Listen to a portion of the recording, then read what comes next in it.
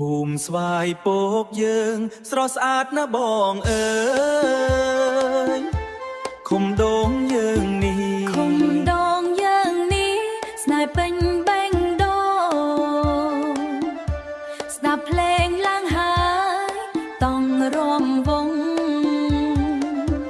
វាលស្រូវបៃតងខ្យល់បក់ត្រជាក់អ្នកភូមិស្រឡាញ់គ្នាមិនមានច្រណែន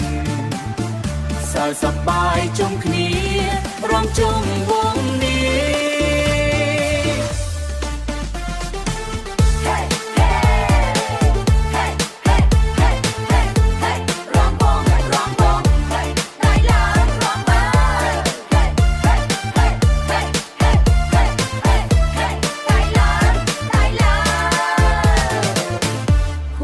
យើងសប្បាយខ្លាំងភូមិយើងសប្បាយខ្លាំងរំវង់ជុំគ្នាស្វាយពកយើងមិនដែលស្ងាត់ឡើយមកពីណាក៏ដោយសូមស្វាគមន៍ឃុំដងយើងសប្បាយពេញរាត្រីភ្ញៀវពីឆ្ងាយមកលេងហើយស្រឡាញ់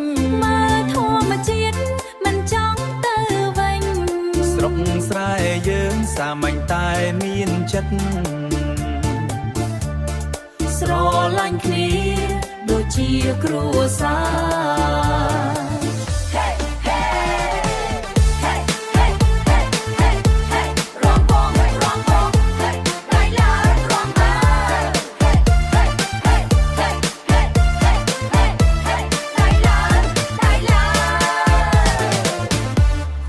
យើងសប្បាយខ្លាំង